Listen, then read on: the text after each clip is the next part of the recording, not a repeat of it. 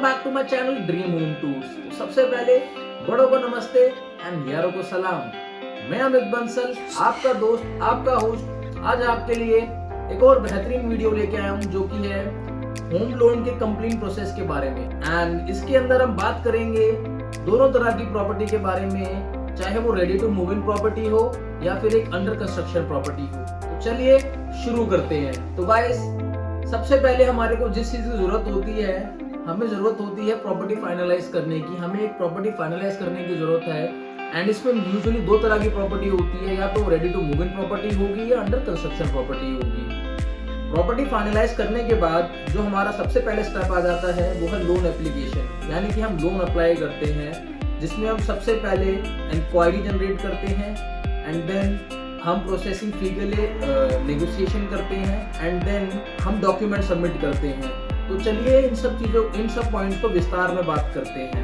Point number 1 के बारे में बात करते हैं, जो कि इंक्वायरी। गाइस, इसके अंदर सबसे पहले हम इंटरेस्ट रेट्स को कंपेयर करते हैं डिफरेंट बैंक्स की या फिर फाइनेंशियल इंस्टीट्यूशन की, और हम ये चेक करते हैं कि किसमें अपने को मिनिमम इंटरेस्ट रेट पे लोन मिल जाएगा। एंड इसके अंदर ना गाइस, हमारे को मेनली जो ध्यान देने की जरूरत होती है वो इस चीज की होती है कि कौन सा बैंक हमारे को लीस्ट इंटरेस्ट रेट पे लोन दे देगा। ये एक प्योरली नंबर गेम है, क्योंकि फाइनेंशियल इंस्टीट्यूशन पे हमारे को बेसिक सर्विसेज से कोई लेना देना नहीं होता है। हमारे को एक नंबर गेम को फॉलो करने की जरूरत होती है। तो हमारे को ये इंश्योर करना है कि कौन सा बैंक हमारे को मिनिमम इंटरेस्ट रेट पे लोन दे देगा। एंड देन उसके बाद हमारे को उसी बैंक में इंक्वायरी जनरेट करनी होती है। वो काम आप चाहे ऑनलाइन कर सकते हैं या फिर आप डायरेक्टली बैंक में जाके कर सकते हैं। एंड देन गाइस, आप फिर उसके अंदर नेगोशिएशंस करते हैं, जिसके अंदर आप लोएस्ट पॉसिबल इंटरेस्ट रेट के लिए नेगोशिएट करते हैं। एंड देन इसके बाद जो गाइस स्टेप 2 है वो है processing fee and other charges. Bank usually जो है हमारे को लोन अमाउंट का 0.25 to 1% तक प्रोसेसिंग फी के नाम पे चार्ज करता है। तो हमारे को ये नेगोशिएट करना है कि वो लोवेस्ट मिनिमम लगे हमारे को, और वो 0.25 तक ही अपने को प्रोसेसिंग फी चार्ज लगे। एंड इसी के अंदर जो गाइस है, बैंक जो है हमारे को legal and technical due diligence के लिए भी चार्ज करता है। तो हमारे को ये इंश्योर करना है कि ये फी हमारे को ना लगे। यूजुअली कुछ बैंक इसको चार्ज करते हैं, कुछ नहीं करते हैं। तो हमारे को ये मेक श्योर करने की जरूरत है कि हम इस चीज के लिए भी नेगोशिएट करें कि हमारे को ये। एंड देन इसके बाद जो स्टेप 2 है वो है नेगोशिएशंस हो जाती हैं। उसके बाद हम डॉक्यूमेंट सबमिट करते हैं। तो जैसा आप स्क्रीन पे देख पा रहे हैं, यूजुअली 3 तरह के लोन अप्लाई करते हैं। एक तो होते हैं सैलरीड, जो कि एम्प्लॉयड लोग होते हैं। एंड सेकेंडरी होते हैं सेल्फ एम्प्लॉयड प्रोफेशनल, जो कि डॉक्टर्स हो गए, आर्किटेक्ट्स हो गए, सीए हो गए, ये होते हैं सेल्फ एम्प्लॉयड प्रोफेशनल्स। एंड तीसरे होते हैं वो है सेल्फ एम्प्लॉयड नॉन प्रोफेशनल, जो कि हो गए आपके प्रोप्राइटरशिप फर्म या फिर पार्टनरशिप फर्म।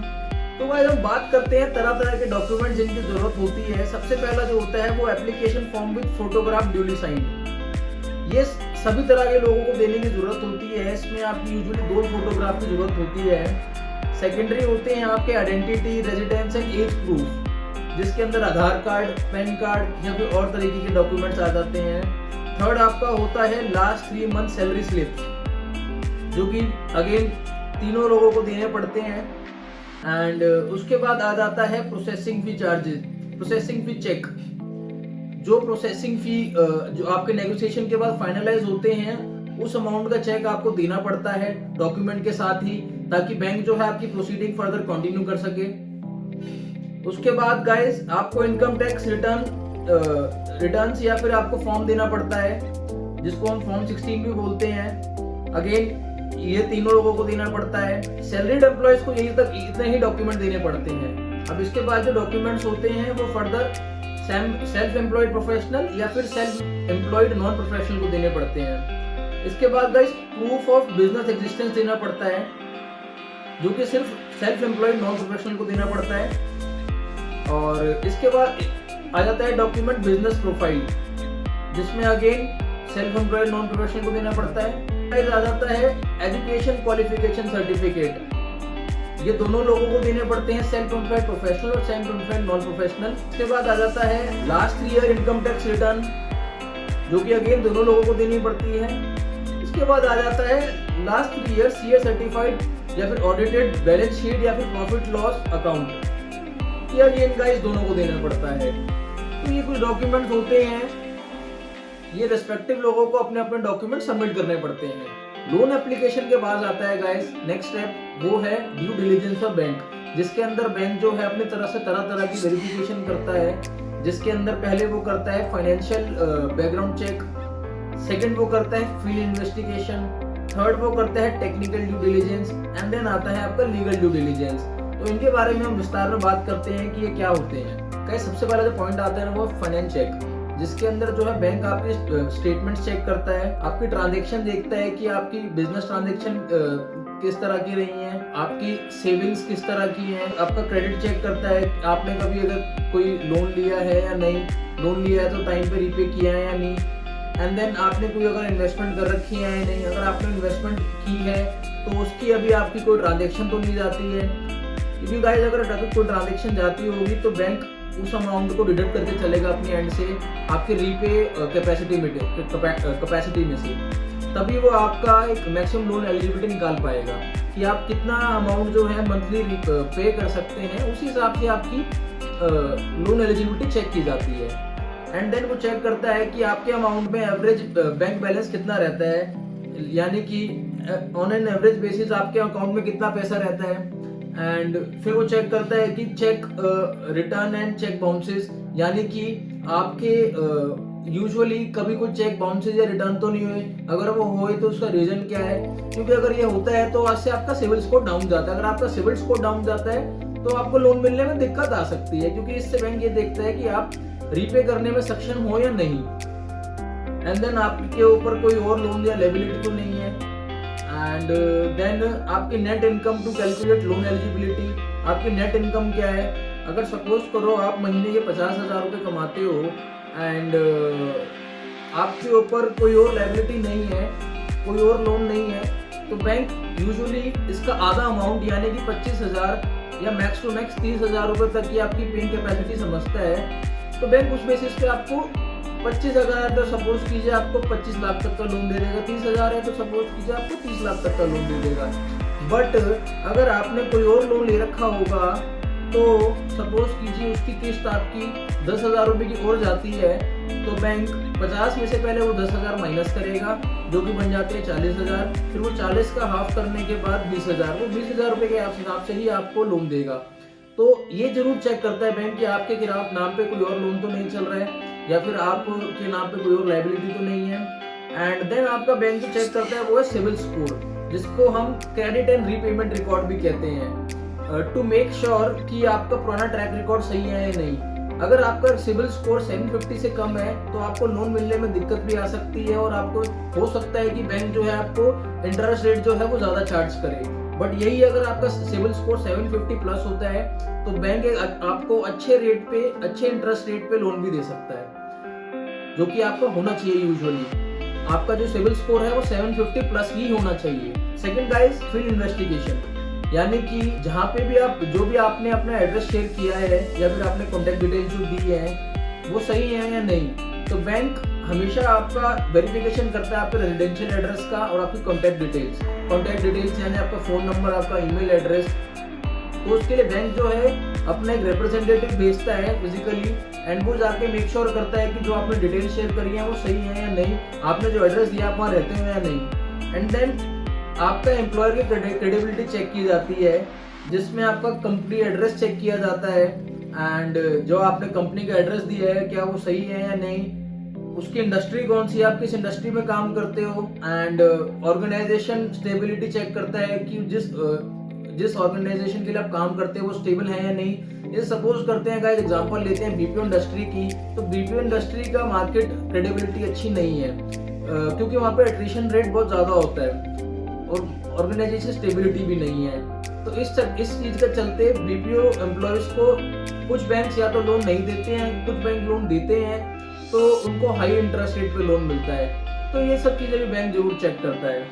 गाइस नेक्स्ट आ जाता है टेक्निकल ड्यू डिलिजेंस, जिसके अंदर जो प्रॉपर्टी आप लेने वाले हैं, जिसके लिए आप लोन लेते हो, बैंक उसकी फिजिकल विजिट करता है, उसकी कंडीशन को एसेस करने के लिए, उसकी कंस्ट्रक्शन क्वालिटी को देखने के लिए, या फिर देखने के लिए उस पर किसने कोई एनक्रोचमेंट तो नहीं की है। एंड देन गाइस बैंक जो है ना उसकी प्रॉपर्टी वैल्यूएशन करवाता है, जिसके लिए वो एक थर्ड पार्टी वैल्यूअर के थ्रू उसकी वैल्यूएशन करवाता है टू मेक श्योर जिस रेट पे आप प्रॉपर्टी ले रहे हैं क्या उसकी वैल्यू उतनी है या नहीं। कहीं ऐसा तो नहीं है कि आप मार्केट रेट से ऊपर उस प्रॉपर्टी को परचेज कर रहे हैं एंड उसके अगेंस्ट आप लोन ले रहे हैं। तो ये बैंक जरूर ध्यान देता है कि वो आपको उसी अमाउंट पे लोन दे जो उसकी मार्केट वैल्यू के हिसाब से बनता हो। बैंक ना कुछ एडिशनल चीजों का ध्यान देता है फॉर अंडर कंस्ट्रक्शन प्रॉपर्टी का, कि उसकी कंस्ट्रक्शन स्टेज क्या है एंड क्या सेटिस्फैक्टरी तरीके से उसकी प्रोग्रेस हो रही है या नहीं,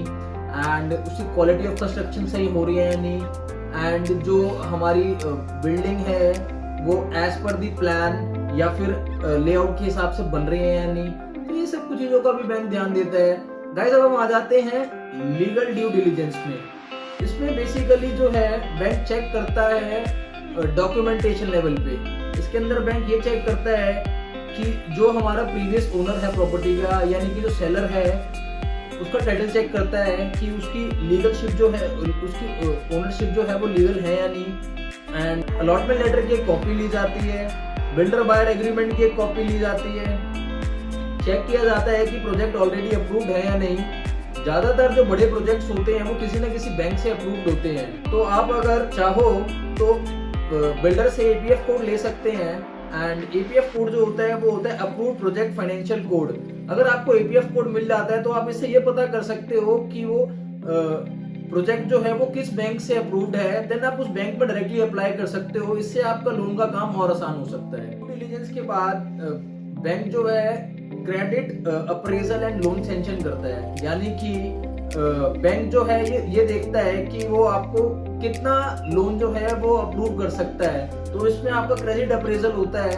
क्रेडिट अप्रेजल होने के बाद वो लोन आपको सेंक्शन कर दिया जाता है। ईएमआई रिपेमेंट कैपेसिटी निकाली जाती है based on your income and other liabilities. अगर कोई आपकी लायबिलिटीज नहीं है तो only on the basis of your income bank जो है आपकी मैक्सिमम ईएमआई रिपेमेंट कैपेसिटी निकालता है। बट इफ इन केस आपकी कोई लायबिलिटीज होती है तो बैंक उन लायबिलिटीज की इंस्टॉलमेंट को या फिर जो भी आपकी एक इंस्टॉलमेंट जाती होगी उसको माइनस करता है आपकी मंथली इनकम में से। देन वो आपकी एक मैक्सिमम ईएमआई रिपेमेंट कैपेसिटी निकालता है। On the basis of that maximum repayment capacity वो आपकी मैक्सिमम लोन एलिजिबिलिटी निकालता है based on that, based on your LTV ratio, that is loan to value ratio, जो कि यूजुअली 80 to 90% होती है। And credit score, your income, your age, आपका जितना अच्छा क्रेडिट स्कोर होगा आपको उतना अच्छा लोन मिलेगा। क्रेडिट स्कोर अगर 750 प्लस है तो आपको लोन इजीली मिल जाएगा, कम इंटरेस्ट रेट पे मिलेगा, ज्यादा से ज्यादा मिलेगा। 750 से कम होगा तो आपको इसके रिपरकशन झेलने पड़ेंगे। आपको हो सकता है कि लोन अमाउंट कम मिले, आपको हो सकता है कि इंटरेस्ट रेट ज्यादा देना पड़े। एंड इनकम आपकी जितनी अच्छी होगी तो हो सकता है कि आपको ये एलटीवी रेशियो आपको 90% भी मिल जाए, जो कि यूजुअली 80% तक ही रहता है, क्योंकि आपकी इनकम अच्छी है। आपकी इनकम अच्छी है तो उसका मतलब आपकी पेइंग कैपेसिटी अच्छी है। तो ये सब चीजें मैटर करती हैं। आपकी एज जितनी कम होगी बैंक उतना आपको अच्छा लोन देगा, एंड आपका एक्सपीरियंस जितना अच्छा होगा आपको अगेन उतने अच्छे अमाउंट का लोन मिलेगा। आपका एम्प्लॉयर अच्छा है, आपकी स्टेबल ऑर्गेनाइजेशन है तो आपको अगेन बढ़िया लोन मिलेगा। नेचर ऑफ बिजनेस अगर आपका अच्छा है, बैंक को दिखता है कि इस बिजनेस के अंदर आगे ग्रोथ दिखती है उसमें, तो आपको अगेन वो एक अच्छा लाइक रीजनेबल अमाउंट पे रीजनेबल लोन देगा। नेक्स्ट स्टेप जो हमारा आ जाता है वो है ऑफर लेटर एंड एक्सेप्टेंस, यानी कि बैंक जो है आपको ऑफर लेटर सेंड करता है जिसके अंदर वो तरह तरह की डिटेल मेंशन होती हैं। सबसे पहली जो चीज होती है वो है सेंक्शन लोन अमाउंट। जो भी लोन अमाउंट आपको सेंक्शन किया जाता है उसमें वो मेंशन होता है। सपोज कीजिए आपको 40 लाख का अगर बैंक जो है आपको लोन सेंक्शन करता है आपकी 50 लाख रुपए की वैल्यू की चीज के ऊपर, जो कि 80% का लोन बन जाता है, तो वो उसमें मेंशन होगा। And rate of interest mention होगा। ये मेंशन होगा कि वो फिक्स्ड है, वेरिएबल है या फिर फिक्स्ड कम फ्लोटिंग है, जो कि आजकल दिया जाता है यूजुअली। मेंशन होगा टेन्योर ऑफ लोन 20 साल है, 10 साल है, 30 साल है, मेंशन होगा। मोड ऑफ रीपेमेंट मेंशन होगा, ईसीएस है या पोस्ट डेटेड चेक है। ईसीएस होती है इलेक्ट्रॉनिक क्लियरिंग सिस्टम, यानी कि online transaction. And post dated cheques में एज यू नो इसमें चेक्स दिए जाते हैं। स्पेशल स्कीम तो नहीं है कोई, अगर है तो वो मेंशन की जाती है। ऑफर की वैलिडिटी मेंशन की जाती है कि ऑफर किस डेट तक वैलिड है। एंड कुछ और टर्म्स एंड कंडीशन मेंशन की जाती है जो कि बैंक की टर्म्स एंड कंडीशन होती है।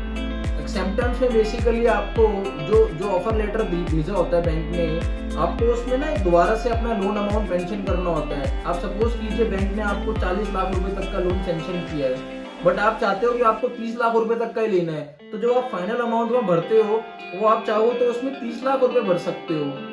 40 लाख रुपए भरने का तो आपके पास ऑप्शन है ही। अगर आपको कम चाहिए तो आप 30 लाख भी भर सकते हो उसमें। आपको 30 लाख भरने के बाद जब अपना साइन मार के बैंक को वापस भेज दोगे तो आपका एक्सेप्टेंस का प्रोसेस भी कंप्लीट हो जाता है। लोन सैंक्शन होने के बाद जो है लोन एग्रीमेंट साइन किया जाता है between the borrower and the bank. And अगर तो ये एक इंडिविजुअल के नाम पे लोन लिया जाता है तो इंडिविजुअल और बैंक के बीच में लोन एग्रीमेंट साइन किया जाता है।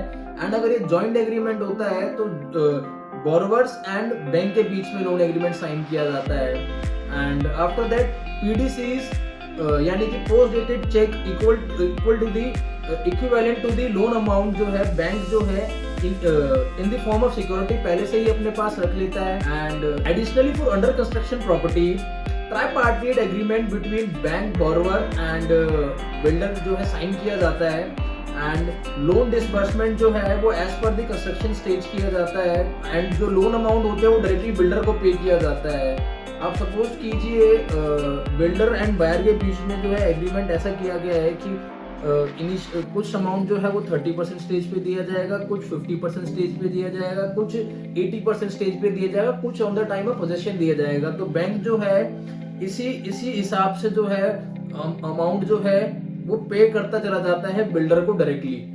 सपोज कीजिए 30% स्टेज पे कुछ पैसा दे देगा, 50% स्टेज पे कुछ पैसा दे देगा, 70% स्टेज पे कुछ पैसा दे देगा। तो इस तरीके से डिसबर्समेंट किया जाता है अमाउंट का। एंड जो ओरिजिनल डॉक्यूमेंट होते हैं वो डायरेक्टली बैंक को हैंड ओवर कर दिए जाते हैं for under construction property. Guys अब हम आते हैं हमारे फाइनल पॉइंट पे जो कि है sale deed and DD handover. Loan agreement sign होने के बाद अब टाइम आ गया है रजिस्ट्री का। रजिस्ट्री कंप्लीट होने के बाद जो क्या होता है बैंक जो है वो डीडी हैंडओवर कर देता है सेलर को। तो सबसे पहले लेकिन बैंक इंश्योर करता है कि बायर ने जो है वो 20% डाउन पेमेंट जो अमाउंट होता है वो दे दिया होगा सेलर को। And after that sale deed registered होती है at sub registrar office. Sale deed registered होते ही लोन अमाउंट जो होता है वो डीडी हैंडओवर कर दिया जाता है सेलर को। उसके बाद बैंक जो है वो ओरिजिनल डॉक्यूमेंट कलेक्ट कर लेता है। ओरिजिनल डॉक्यूमेंट कलेक्ट करने के बाद जो है उनकी एक रसीद बनाई जाती है, जिस रसीद में ये मेंशन होता है कि कौन से डॉक्यूमेंट जो है बैंक ने कलेक्ट किए हैं। एंड वो डॉक्यूमेंट जो है वो रसीद जो है वो बायर को दे दी जाती है, जस्ट टू मेक श्योर कि इफ इन केस बैंक जो है इनमें से कोई भी ओरिजिनल डॉक्यूमेंट मिसप्लेस करता है तो bank will be held responsible. और ये रसीद आपके लिए लेनी बहुत जरूरी बन जाती है। एंड मेक श्योर आप ये रसीद ले ले। तो guys that's it for today. उम्मीद करता हूँ आपको ये वीडियो पसंद आई होगी, आपको ये लोन प्रोसेस पूरा समझ में आया होगा। अगर आपको ये वीडियो पसंद आई है तो वीडियो को लाइक शेयर कमेंट जरूर कीजिएगा। चैनल को सब्सक्राइब करना तो बिल्कुल